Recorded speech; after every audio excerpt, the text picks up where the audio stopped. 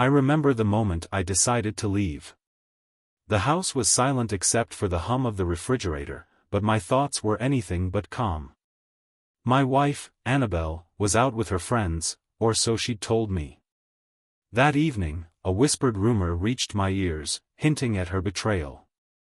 I felt my chest tighten, replaying every suspicious late-night text, every forced smile when I pressed her for details.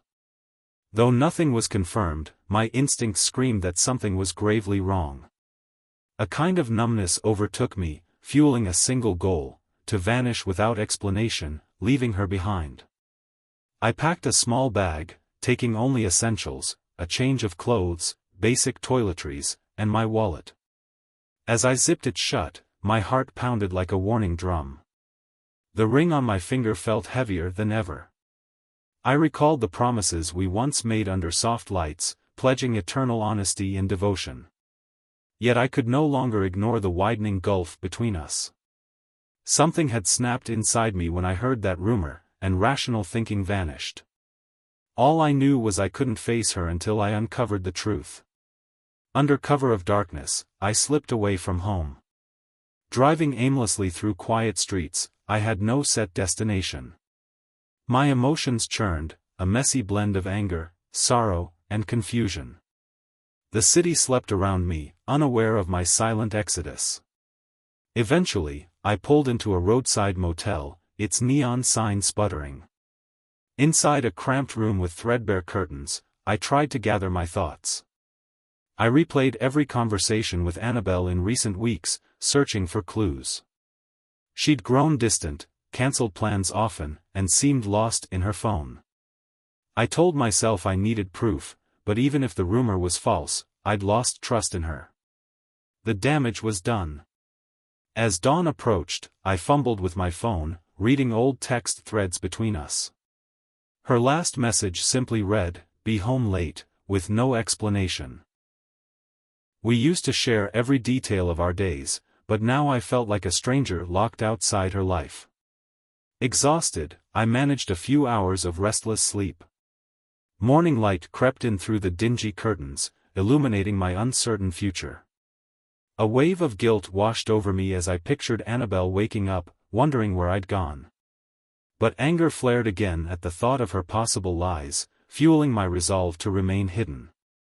Several missed calls from her blinked on my screen. Text messages piled up, each more frantic than the last. She wrote that she'd come home to find me gone, my clothes missing. She demanded to know what was happening, her tone shifting from confusion to desperation. I refused to answer.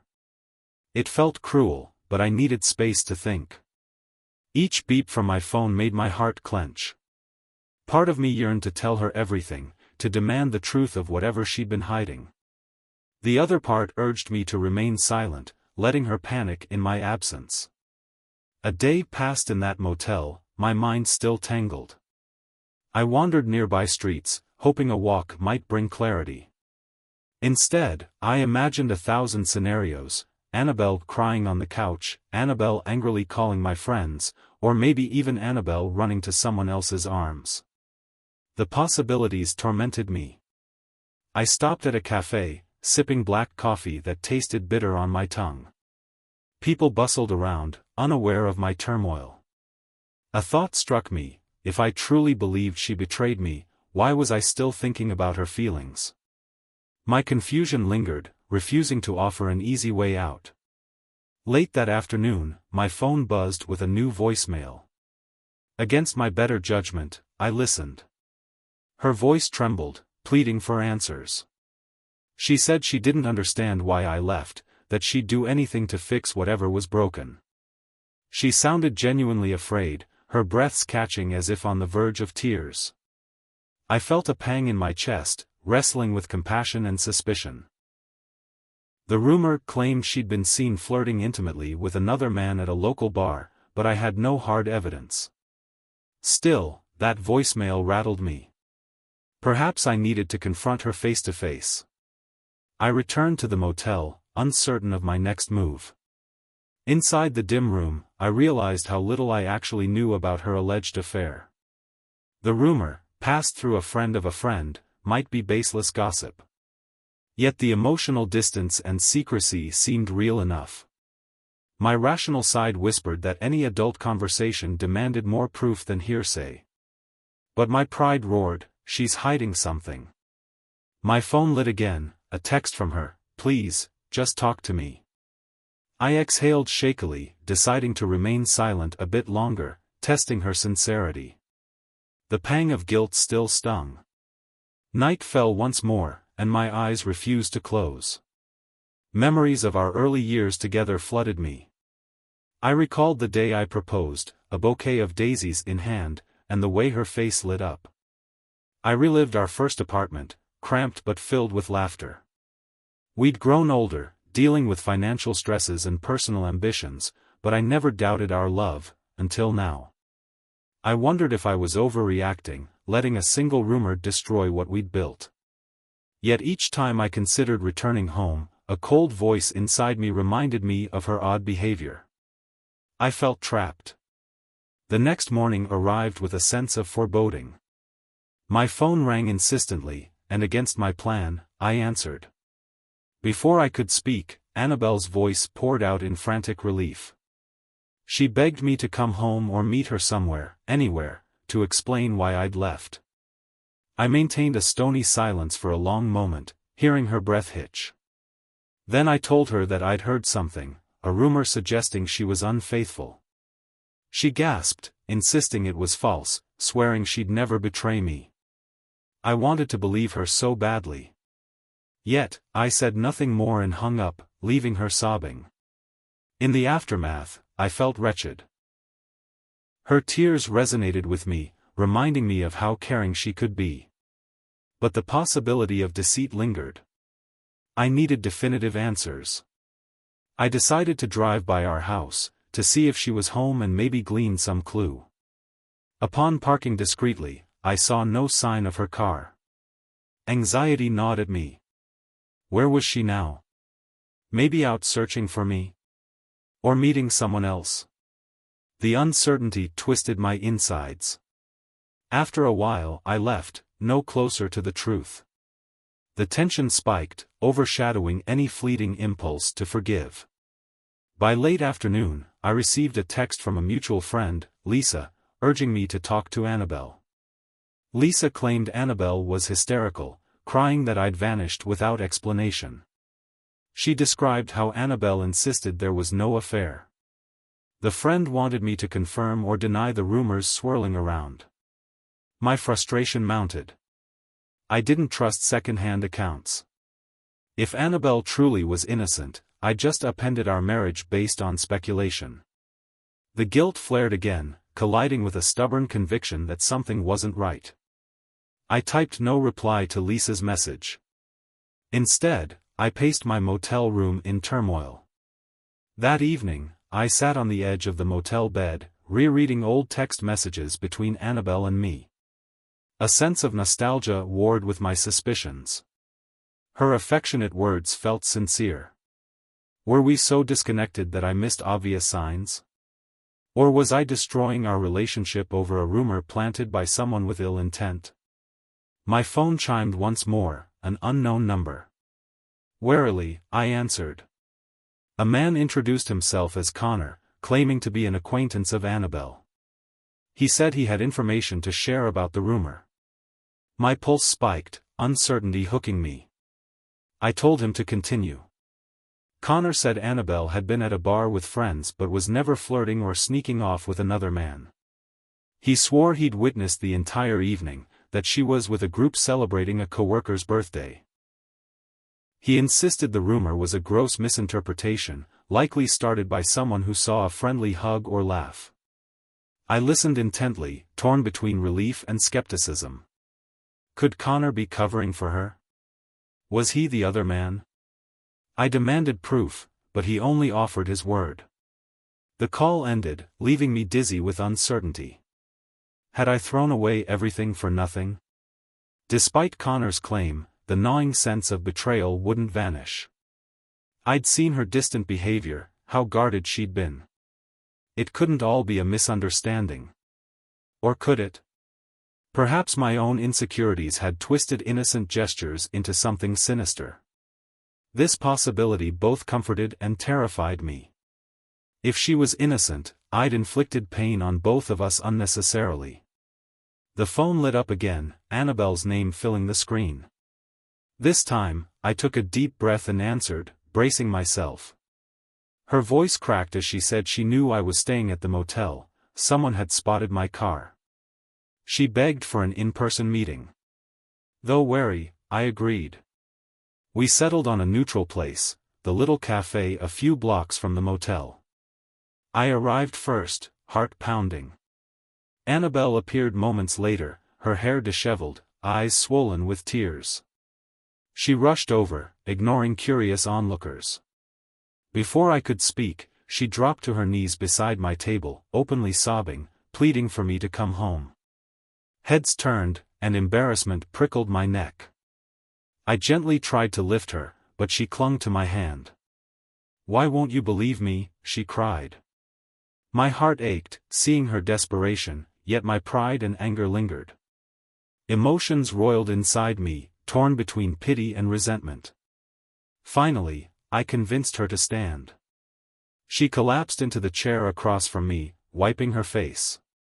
Through shaky breaths, she explained everything, how the rumor had started after a harmless night out with mutual friends. She confessed she'd felt distracted recently, worrying about job security and family issues. She apologized if it made her seem distant. She insisted there was no affair, no betrayal. Her sincerity seemed genuine, but I still harbored doubt. I demanded specifics. Who was there that night? Why had she never told me about it? She named everyone present at the bar, listing small details, the kind of cocktails each person ordered, the jokes shared, the birthday cake. Her voice trembled under the weight of my gaze. She admitted she hadn't told me because she feared I'd be upset at her going out spontaneously. We'd argued before about late nights. Still, something about the story felt plausible. Tears sparkled in her eyes as she repeated that she loved me, that she'd never cheat. My chest constricted, memories of our better days flooding back. Could I truly keep punishing her if there was no real betrayal? I studied her tear-streaked face, recalling how she used to light up at the simplest joys. She pleaded, "Please come home. We can fix this." My anger wavered. The humiliating scene of her on her knees, begging me in public, lingered in my mind. Perhaps I'd driven her to desperation with my silent departure. I thought of Connor's phone call, aligning with her story. Yet, a stubborn part of me resented how secrets and distance had grown between us. It was easier to believe she'd wronged me than to admit I might have overreacted. Still, something in her eyes broke me. I decided to hear her out fully, stepping outside the cafe to walk and talk more privately. Under the streetlights, she recounted her recent stress, how she feared losing her job and felt I was too preoccupied to notice. She admitted pulling away emotionally, not wanting to burden me. The night at the bar was a chance for her to decompress, she said. When the rumor spread, she assumed I'd come to her first, never imagining I'd vanish without a word. Her pain and confusion were palpable. I felt my resolve weaken, realizing how fragile our communication had become. Lost in thought, I recalled the final weeks at home. I'd been busy with my own work deadlines, often staying late at the office. She'd seemed moody, but I assumed it was unrelated to me. In hindsight, we'd both let stress drive us apart. Her explanation sounded plausible now. My heart clenched with the realization that maybe I'd believed the worst too quickly. My pride stung at the idea I'd staged this dramatic exit over hearsay. Yet, a new question arose: if there was no affair, how could we fix the deeper issues that led me to doubt her so easily? Annabelle looked at me with hopeful eyes, voice trembling as she asked if I could ever forgive her perceived secrecy. She insisted she'd never keep important things from me again, that she'd learned how fragile our bond truly was. Caught between guilt and uncertainty, I admitted my actions were extreme. I revealed the rumor, how it shook me to my core. She urged me to speak to her friends who'd been there that night, to verify her account. She was willing to prove her innocence any way she could. Her resolve impressed me, igniting a flicker of faith in her words. Still, I hesitated. I'd humiliated her by leaving so abruptly and letting her publicly beg for my return. A part of me felt unworthy of her forgiveness, but I also feared being fooled. The memory of her tears, her raw desperation, lingered. Finally, I agreed to return home, conditionally. I demanded we speak openly about every problem we faced, from financial worries to job insecurities and personal frustrations. I wanted full transparency. She nodded eagerly, tears flowing anew as she thanked me. Her relief was clear. Yet the real test would be in the days and weeks to come. We drove back to our house in strained silence, each lost in thought. My key slid into the lock, and the familiar scent of our home greeted me like a ghost. The living room looked the same, yet everything felt different. She hovered near me, as if afraid I might vanish again if she looked away. I dropped my bag with a sigh, scanning the space we'd shared so many memories in. The tension thickened. After a moment, I turned to her and said, "Let's talk." She nodded, and we sat on the couch, hearts pounding, ready to face our truths. In the warm light of the living room, I forced myself to ask direct questions about her life, her stresses, her insecurities. She confessed to mounting anxiety at work, tension with her aging parents, and feeling that I barely noticed her struggles. I realized how distant I'd been, chasing career goals and brushing off her subtle cries for help. Then I shared my frustrations, feeling shut out by her silence, suspecting something was off. We spoke for hours, tears and soft apologies weaving through the conversation. The emotional flood was both painful and oddly cathartic. For the first time, we truly communicated. Night gave way to the quiet hum of early morning. We decided to sleep, though calling it rest felt generous. My mind swirled with all I'd learned, but at least we were talking again. She gently touched my shoulder as we lay down, as if seeking permission to be close. I let her hand remain, absorbing the warmth of her touch. A faint hope flickered within me that we might rebuild. Her sincerity seemed genuine, yet wounds still ached from the betrayal I believed I'd faced. I drifted into a fitful sleep, uncertain but less burdened than the night before. When morning arrived, we agreed to meet with the friends who'd been at the bar that fateful night. They were surprised I'd vanished, but once they heard about the rumor, they wholeheartedly denied any infidelity on Annabelle's part. Each recounted how she stuck close to the group, never disappearing with anyone. They teased her about her quiet mood, but that was all. Their stories aligned, with not a single discrepancy. Relief flooded me, though a twinge of shame crept in. Had I truly risked our marriage over an unverified rumor and my own insecurities?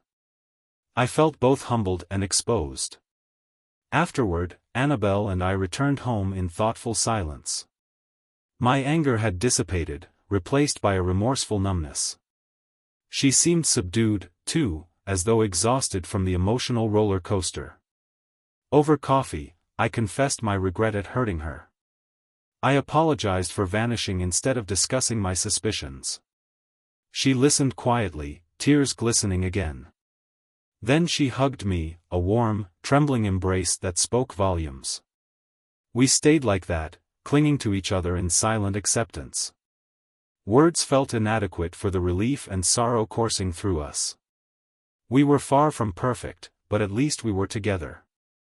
The following days were tentative steps toward normalcy. We resumed daily routines, grocery shopping, work, household chores. Yet an underlying tension lingered, the shared knowledge of how fragile our bond had become.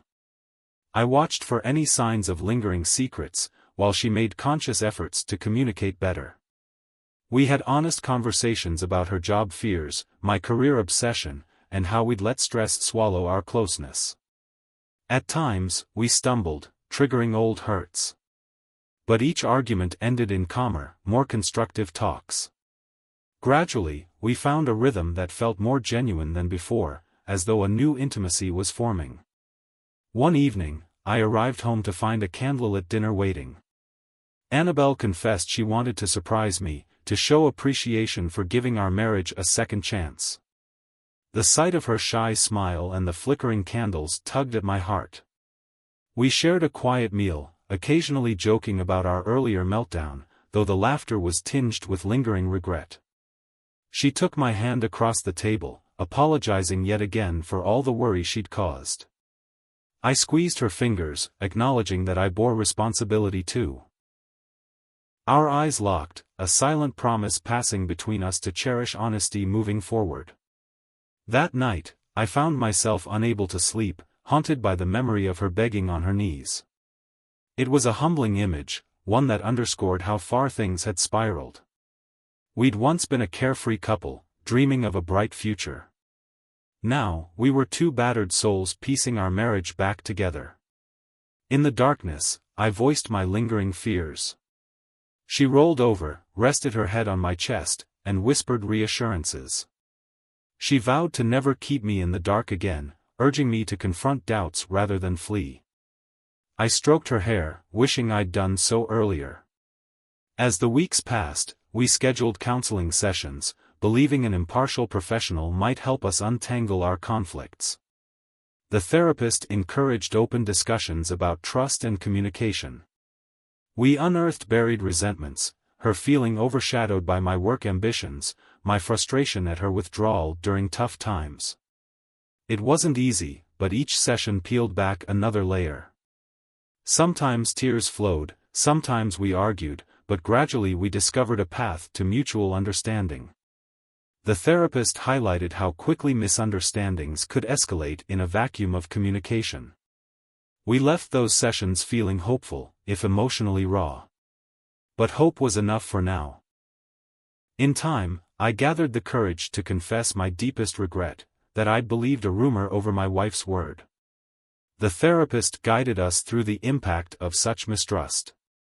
Annabelle shared how devastating it was to be condemned without a chance to defend herself. I apologized for letting my pride overshadow the love we shared, for hurting her in the process. She acknowledged her own mistakes, admitting she should have opened up about her troubles instead of shutting me out. These confessions stung, but each one cleansed a wound, allowing it to heal. Slowly, we reclaimed empathy for one another. Despite our progress, echoes of that night haunted me, the image of her tear-streaked face at the cafe, begging for me to come back. I'd never seen her so vulnerable, and a pang of shame always accompanied the memory. I wondered if the trust we once had could ever be fully restored. Some nights, we lay awake in silent introspection, neither ready to voice lingering doubts. But each morning, we chose to stay, forging a new bond from the rubble. Our marriage now felt like a fragile sapling, needing constant attention and care to grow. Yet, we refused to give up. One morning, Annabelle received a call. Her employer was planning layoffs, and she feared she might be next. Instead of hiding her anxiety, she told me everything, tears forming. This time, I didn't brush it off. I held her, reassuring her that we'd navigate whatever came our way. She expressed relief, marveling at how different this felt from before. No longer did she bear her struggles alone. The difference was stark, communication rather than hidden worries. I felt a swell of pride that we'd learned from our mistakes. We spent the evening revising our budget, preparing for possible financial strain together. As for the rumor's origin, we never discovered the exact source. Some friend of a friend with a misunderstanding, it seemed. Initially, I yearned to find and confront them, to vent my anger. But Annabelle argued for letting it go, pointing out that the rumor only succeeded because we were vulnerable to mistrust. Ultimately, we recognized that our own poor communication was the real culprit. The rumor was merely the spark that ignited our simmering tensions. Accepting this truth was bitter yet liberating, granting us the power to prevent such a disaster from happening again. Knowledge was our shield. Life gradually settled into a new normal. We still faced daily stresses, but we tackled them with newfound unity. Our friends noticed the change in us, less superficial banter, more authentic connection. Some asked about the incident when I vanished, but we kept details sparse, focusing on the lesson rather than the scandal. Privately, Annabelle and I referred to that time as our dark hour, a turning point that forced us to rebuild from scratch. We cherished quiet evenings watching old movies, enjoying each other's company as if rediscovering an old treasure. Time, patience, and honesty stitched our hearts back together. Occasionally, nightmares invaded my sleep, vivid flashes of her kneeling in public or me driving aimlessly in the night. I'd bolt upright, covered in sweat, fear stabbing my chest. Annabelle would stir, gently rubbing my back, soothing me with soft words. Each instance reminded us how fragile trust could be and how precious our renewed bond was. Rather than brushing away these memories, we embraced them as cautionary tales. Our wedding photo on the bedside table seemed to radiate new meaning, reminding us of the vows we'd nearly broken. We clung to hope, forging deeper connections with every trial. Surprisingly, our ordeal drew us closer to our families. When my parents noticed tension in my voice calls, I finally confided in them. They offered support, encouraging me to fight for my marriage if love remained. Annabelle's mother, too, intervened gently, reminding her that secret burdens could drive loved ones apart. Their words resonated, reinforcing the value of honesty. Our families had always been peripheral to our personal struggles, but now they became pillars of understanding. Their collective wisdom and unconditional love gave us strength. Perhaps the worst moments truly bring out the best in those who care about you. Several months later, we celebrated our anniversary. It felt surreal, remembering how close we'd come to splitting. Annabelle surprised me with a scrapbook filled with memories, ticket stubs from our first date, photos from vacations, pressed flowers from a romantic weekend. On the last page, she'd written, "Our story isn't perfect, but it's ours to keep writing." Her eyes glistened as she handed it over, and I couldn't speak for a moment. Instead, I drew her into a tight embrace. My heart pounded with gratitude and a promise to value her trust, never again letting rumors or fears drive us apart. That evening, over a candlelit dinner at home, we toasted to our resilience. Each clink of the glasses signaled a vow to remain united, to share openly. We laughed about small things, recounted memories of our early courtship, and marveled at how naive we once were. The tension that once marred our interactions had eased, replaced by a gentle peace. Perhaps the sting of our near disaster would linger indefinitely, but we no longer let it define us. We used it as a catalyst for growth. With every shared smile, I silently reaffirmed my choice, to love her with unguarded sincerity. In a final gesture of closure, we visited the cafe where she'd knelt, the memory still raw. We sat at the same table, ordering coffees this time instead of heartbreak. She clasped my hand, her gaze steady. She said she forgave me for leaving without a word, for frightening her so deeply. I confessed my continued regret, acknowledging the unnecessary pain I'd caused. But as we spoke, the sense of peace was overwhelming. We walked out hand in hand, a symbolic step forward from the place where fear once ruled. It felt like a gentle triumph over the past. Occasionally, people who witnessed that dramatic scene asked us what happened. We offered polite smiles or vague explanations, preserving the intimacy of our ordeal. We preferred to let them assume whatever they wished. Our truth was that we'd faced the brink and chosen love instead of bitterness. Whenever I thought about that night, I no longer felt only shame. Instead, I recognized it as a turning point. We'd confronted the cracks in our foundation and mended them with courage and honesty. Despite the pain, we were stronger for it. And that realization comforted me more than anything else. Life rolled on, an ever-evolving tapestry of mundane tasks and unexpected joys. We continued therapy for a while, eventually tapering off as we learned to handle challenges independently. We navigated job changes, family health scares, and personal disappointments. Through it all, we clung to our new communication habits, refusing to let misunderstandings fester. Inevitably, we disagreed at times, but each conflict ended in calmer resolutions, guided by what we'd learned. Sometimes, I'd glance at her and recall the day she was begging on her knees, eyes brimming with desperation. That memory, once so painful, now reminded me how far we'd come. Today, I stand beside Annabelle, grateful for the second chance we granted each other. The memory of my silent departure and her public plea still stirs powerful feelings, but it no longer haunts me. Instead, it symbolizes a point in our lives when everything could have broken, and didn't. In that moment, we saw how easily love can slip away if not carefully nurtured. We've since built a sturdier bond, born of transparency and shared vulnerability. Whenever doubt tries to creep in, I remember the tears in her eyes, the sincerity in her voice, and the promise we made to never walk away again.